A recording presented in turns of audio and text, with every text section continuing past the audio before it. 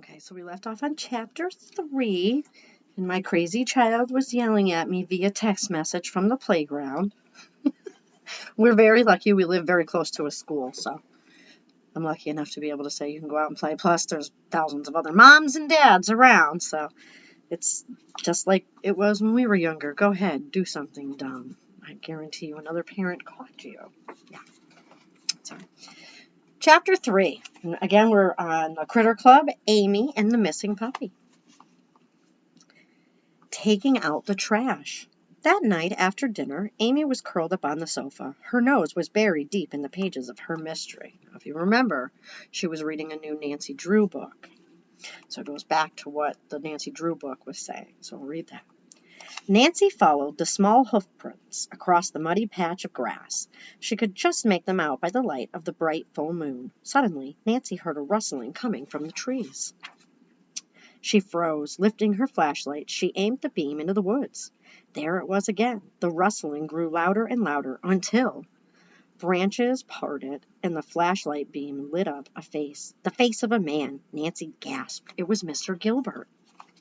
Now we're going to go back to Amy's story. Amy, Amy's mom called from the kitchen, please come take the trash. Amy sighed and put her book down. Coming, she called. She hurried into the kitchen. The faster she took out the trash, the sooner she could get back to her book. She grabbed the full trash bag and dashed out the back door. Amy didn't bother to turn the backyard lights on. She lifted the metal trash can lid and dumped the bag inside. Amy dropped the lid, letting it crash down with a loud bang. Then she heard it. Amy thought she heard a rustling sound. She could have sworn it came from the shrubs between her backyard and the clinic next door. Amy peered into the dark, shadowy shrubs, but couldn't see anything. She stood still, listening. Nothing. Then the wind picked up. Shrubs and tree branches waved. Leaves rustled. Amy thought the air smelled like rain. Amy relaxed. Her book was putting ideas into her head. Back inside, Amy found her mom on the sofa with a big bowl of popcorn. Want to watch the new spy movie? Dr. Purvis asked. Amy smiled. No school tomorrow meant no bedtime. Do you have a bedtime on school break? I have a bedtime as an adult, and it's 8 o'clock. Amy flopped down on the sofa. She could read her book later. Movie night with her mom was the best. Outside, the first few raindrops tapped against the windows. Chapter 4. A surprise guest. Halfway through the movie, the doorbell rang. Dr. Purvis pressed pause on the remote control. Who could that be? She said, It's kind of late. Amy followed her to the front door. She stood next to her mom as she opened it. Just then, a streak of lightning lit up the dark sky. Thunder clapped. Amy jumped. She grabbed the back of her mom's sweater. Marge Sullivan was standing on the front porch. Water dripped from her rain hat. Her black raincoat was soaked. Her cheeks even looked wet. Amy realized it wasn't from the rain. Mrs. Sullivan was crying. I'm really sorry to bother you, Mrs. Sullivan said to Dr. Purvis. It's Rufus. He's gone. Amy's mom invited her in. Amy's heart was still pounding in her chest, but she followed as her mom led the way to the kitchen. Dr. Purvis took Mrs. Sullivan's wet things. Miss Sullivan had a seat at the table. I'll make some tea, said Dr. Purvis as she put the kettle on. You tell us what happened. Amy stood in the doorway and listened. I let Rufus out after dinner, Mrs. Sullivan began. The backyard is fenced in. When it got windy, I called him in, Mrs. Sullivan went on, but Rufus didn't come. When I went out to look for him, I found a hole by the fence. He must have dug it out. Mrs. Sullivan's lower lip shook. My poor Rufus, he's out in this storm, all alone. Dr. Purvis put a hand on Mrs. Sullivan's shoulder. He couldn't have gone far, she said. Let's make some phone calls. She took her cell phone and left the room. Amy didn't know what to say or do. Mrs. Sullivan had always seemed stern and serious. Now, here she was crying in Amy's kitchen. When the kettle whistled, Amy made her a cup of tea. She sat it on the table with the milk and sugar. Thank you, Amy, Mrs. Sullivan said softly. Amy was surprised Mrs. Sullivan knew her name. Dr. Purvis came back in. Well, I called the police. I also called the animal shelter in Orange Blossom. If they hear anything or spot Rufus, they'll let us know right away." Dr. Purvis sighed. "It's really a shame Santa Vista doesn't have its own animal shelter." Dr. Purvis and Mrs. Sullivan talked a while longer. Amy went upstairs. As she got ready for bed, she could hear her mom and Mrs. Sullivan in the front hall. "I'll help you look in the morning, Marge," her mom was saying. "He'll be easier to spot in the daylight." Amy heard the front door close. As she opened her book, she wondered how Nancy Drew would solve this mystery. Clues, thought Amy. Rufus must have left some clues behind. If Amy could find them, maybe she could help find Rufus. It would be Amy's first case. Chapter 5.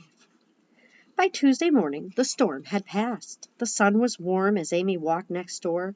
She helped at the clinic for the morning. Then she called Ellie. She missed her friend so much. "How many times have I walked down this sidewalk?" Amy wondered. 1,000,000 times. That's how she knew there was 15 sidewalk squares between the two houses. She counted them in her head as she walked.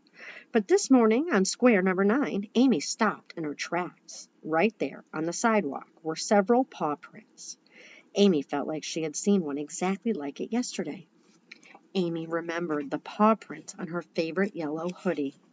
Rufus had been here since the rainstorm. Otherwise, the rain would have washed the prints away. Amy smiled. This was a clue. But now what? What would Nancy Drew do? And then she knew.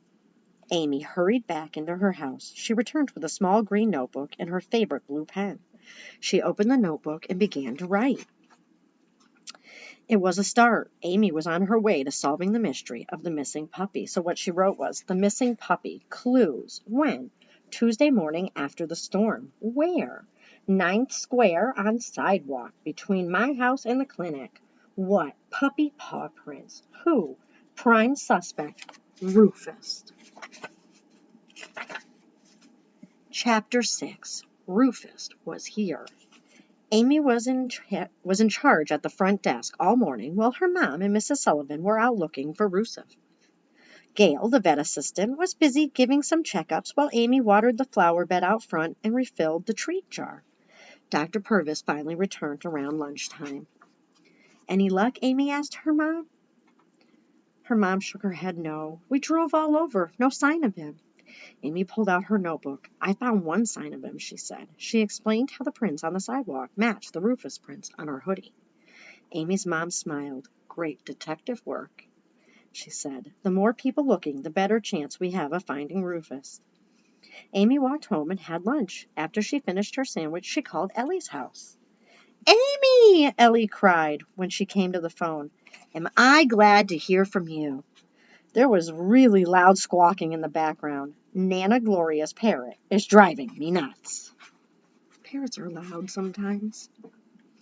Amy couldn't make out Lenny, the parrot's words, but it sounded like he was singing a song. Well, if you could call all that squawking singing. Amy told Ellie about Rufus going missing. She also told Ellie about the paw prints. "Do you want to come over?" Amy asked.